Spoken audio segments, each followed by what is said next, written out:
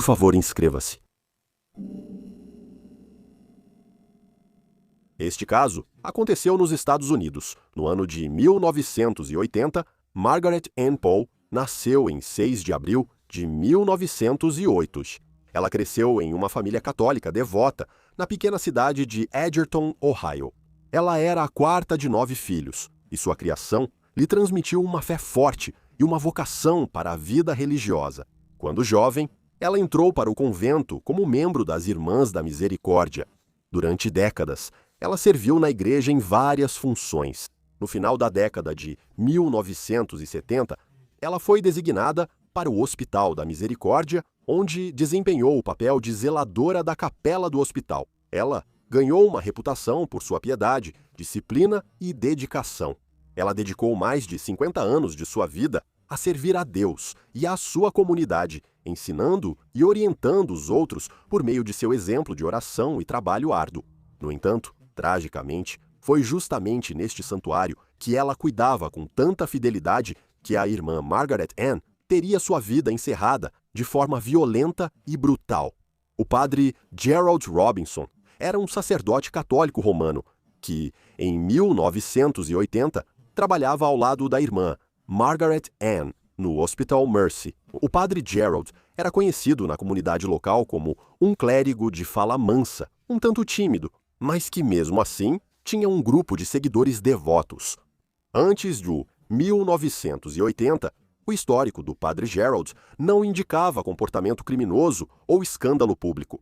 Nos dias e horas que antecederam o dia horrível, a irmã Margaret Ann seguiu sua rotina habitual de serviço na capela do Hospital Mercy. Durante a Semana Santa, a irmã Margaret Ann ficou chateada porque a liturgia da Sexta-feira Santa foi encurtada além do que ela achava adequado. Isso não agradou à freira tradicional. Relatos apontam que as tensões aumentaram entre os dois membros do clero que atuavam na capela nesse período. O padre Gerald havia presidido o serviço do dia anterior. Suspeita-se que ambos tiveram um desentendimento sobre os procedimentos, mas isso não foi presenciado. Sábado Santo, 5 de abril de 1980. O hospital estava funcionando em regime de fim de semana e não se esperava que a capela realizasse nenhuma missa. Naquela manhã, ela entrou em uma sala ao lado da capela para se preparar para o próximo serviço de Páscoa. Algum tempo se passou. Por volta das 8h15 da manhã, uma outra freira abriu a porta dessa sala e elas se depararam com uma cena de horror indescritível. Ela viu a irmã Margaret Ann deitada imóvel no chão de azulejos, cercada por manchas de sangue e velas tremeluzentes. A roupa da irmã Margaret havia sido levantada e seu corpo estava parcialmente exposto, como se o assassino tivesse tentado simular um abuso sexual. A freira que encontrou o corpo ficou atônita. Ela se virou e correu para pedir ajuda. Ela chamou a polícia e informou que um assassinato havia ocorrido dentro da capela. Policiais e detetives chegaram rapidamente e isolaram a área. Os investigadores observaram na cena que a irmã Margaret Ann tinha marcas evidentes de estrangulamento e hematomas no pescoço, indicando que ela havia sido estrangulada com força significativa. No entanto, ela não havia sido apenas estrangulada. Depois de morta, o assassino desferiu uma série de facadas. Foram 31 para ser exato. Elas consistiam em perfurações profundas e superficiais, além de cortes concentrados no peito, na garganta e no rosto dela. E elas estavam dispostas de uma maneira realmente bizarra. Os ferimentos de perfuração no peito dela parecem formar um padrão geométrico, quase como uma cruz, mas estava invertida. Uma cruz invertida é vista como um símbolo satânico. Além disso, havia uma pequena gota de sangue na testa da freira, sugerindo uma unção ou sinal marcado com o próprio sangue dela. Esse detalhe causou um arrepio na espinha dos detetives, pois parecia que o assassino havia tirado um tempo para abençoar deliberadamente o corpo da vítima após sua morte. Depois disso, o assassino colocou um pano sobre o corpo dela. Logo após o assassinato, a polícia iniciou uma investigação intensiva, tratando o caso com a mais alta prioridade. Os detetives trabalharam sem parar no fim de semana de Páscoa de 1980, interrogando funcionários do hospital, membros do clero e qualquer pessoa nas dependências. Dentro do quarto onde ela foi morta, a polícia documentou e coletou peças de evidência cruciais. De forma crucial, os investigadores não encontraram sinais de que alguém tivesse arrombado a capela e nada de valor havia sido roubado. Embora os investigadores tenham descoberto que um par de tesouras afiadas, normalmente guardadas na sacristia, estava desaparecido. Isso levantou a possibilidade de que elas possam ter sido usadas no crime e removidas pelo assassino. Desde o início, a suspeita recaiu sobre pessoas que tinham acesso rotineiro à capela. Os detetives começaram a entrevistar padres e freiras para saber onde estavam. Entre os interrogados estava o padre Gerald Robinson, de 42 anos. A polícia notou que o padre Gerald era uma das poucas pessoas vistas perto da capela nas primeiras horas da manhã, quando ocorreu o assassinato. Dias após o assassinato, o padre Gerald foi levado para um interrogatório formal, enquanto os investigadores tentavam descobrir suas atividades e observações. Na manhã do dia 5 de abril, de acordo com os registros policiais, o padre relatou ter encontrado o corpo após ser alertado por outras pessoas e negou qualquer envolvimento no assassinato brutal. No entanto, os detetives ficaram desconfortáveis com as inconsistências em seu comportamento e queriam uma verificação adicional. Aproximadamente 2 semanas após o assassinato, em 18 de abril de 1980, o padre Gerald concordou em se submeter a um exame de polígrafo, realizado por um investigador da polícia, e os resultados do teste do detector de mentiras indicaram engano. Os resultados do polígrafo nunca foram divulgados na época, mas aumentaram as suspeitas das autoridades. Apesar das suspeitas, os investigadores em 1980 não tinham provas concretas para acusar ninguém pelo crime. A tecnologia forense da época era no mínimo limitada. A análise de DNA ainda não existia, e as impressões digitais ou amostras de cabelo coletadas na cena não incriminavam claramente uma pessoa específica. No entanto, a polícia apreendeu um abridor de cartas incomum da mesa do padre Geraldo durante uma busca inicial nos pertences da capela do hospital. Esse abridor de cartas tinha cerca de 20 centímetros, era de metal e forjado como uma espada.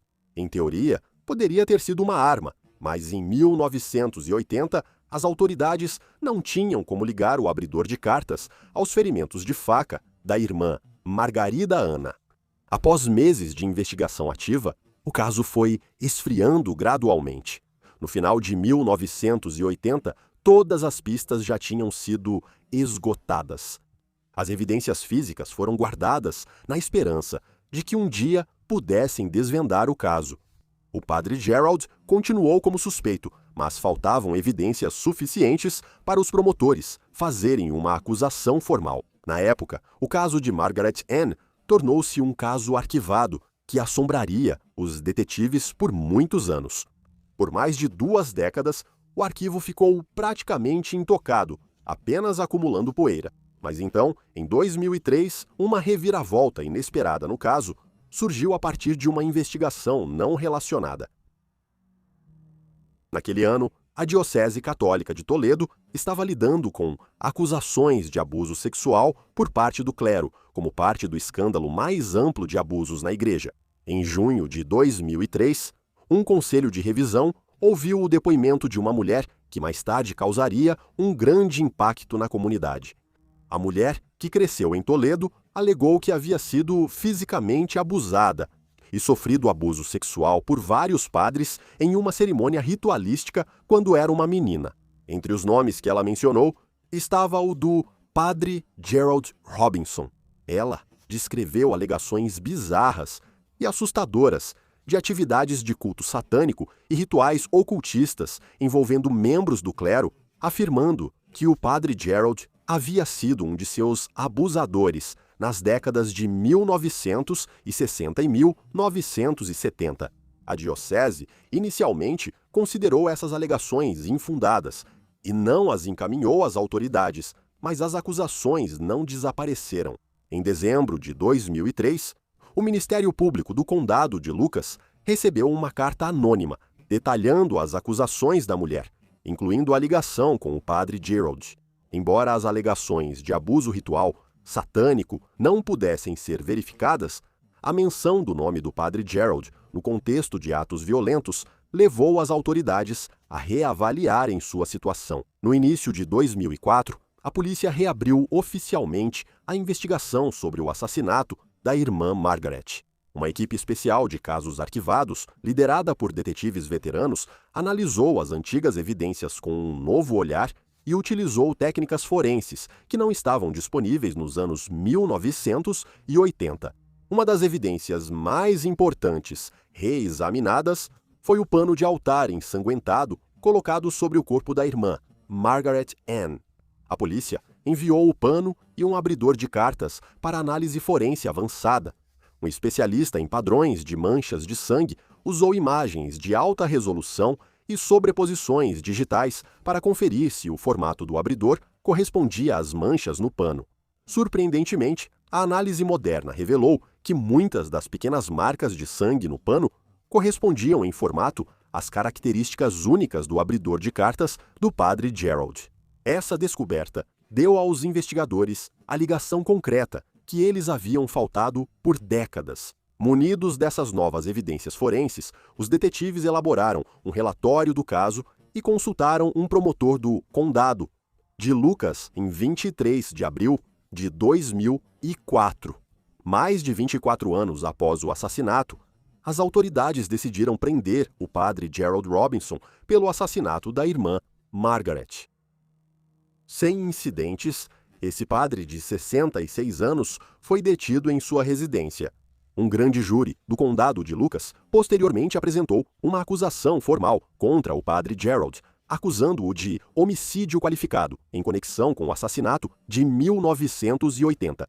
Notavelmente, ele foi solto após pagar fiança de $250 mil, graças a um grupo de apoiadores que reuniu propriedades para garantir o valor em seu nome. Enquanto isso, a Diocese Católica de Toledo afastou imediatamente o padre Gerald após sua acusação formal. Ele não foi totalmente destituído do sacerdócio, mas foi suspenso de suas funções enquanto aguardava o desfecho do caso. O julgamento do padre Gerald Robinson pelo assassinato da irmã Margaret começou no final de abril de 2006 no Condado de Lucas, Ohio. A sala do tribunal estava lotada de freiras, padres e membros curiosos do público. Um padre católico, sendo julgado pelo assassinato brutal de uma freira, certamente chamou a atenção do público. No julgamento, os promotores apresentaram um caso meticuloso, baseado principalmente em evidências circunstanciais e forenses. A teoria da acusação era que o padre Gerald secretamente nutria ressentimento pela irmã Margaret Ann, a quem caracterizavam como uma supervisora rigorosa, com quem ele tinha uma relação tensa.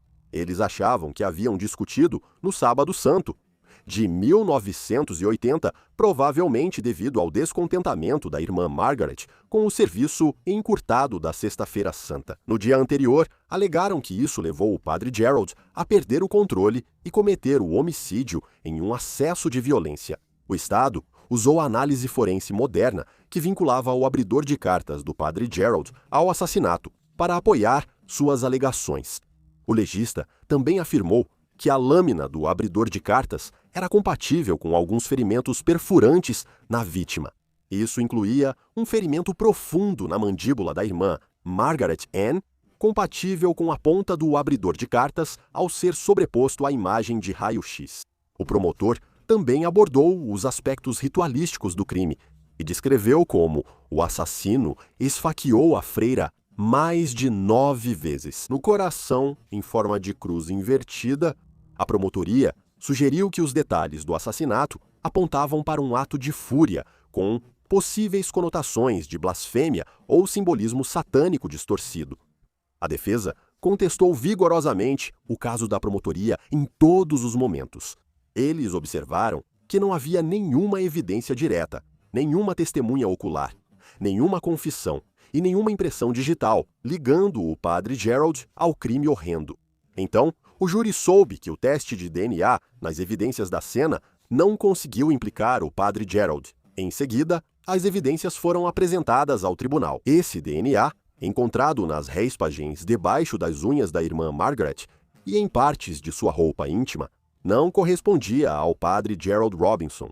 A defesa enfatizou que o material genético de um homem desconhecido estava presente na vítima, enquanto o do padre Gerald estava ausente. Eles estavam buscando criar dúvida razoável sobre a culpa do padre. E então, a equipe de defesa sugeriu uma teoria alternativa. Talvez outro indivíduo, possivelmente outro padre ou um andarilho, tivesse cometido o assassinato. Em vez disso, eles destacaram que o superior do padre Robinson no hospital, o reverendo Jerome Sawatzky, nunca foi completamente descartado e já havia falecido, eliminando a possibilidade de ouvir seu depoimento em tribunal, e sob interrogatório, a análise de respingos de sangue admitiu que era possível que outra arma ou ferramenta tivesse sido usada nos assassinatos. Não era tão concreto quanto a acusação fez parecer durante todo o julgamento. O padre Gerald sentou-se à mesa da defesa. Vestindo sua camisa clerical preta e colarinho romano, ele manteve uma postura calma e quase estoica, sustentando sua inocência. Então a acusação apresentou uma fita de vídeo.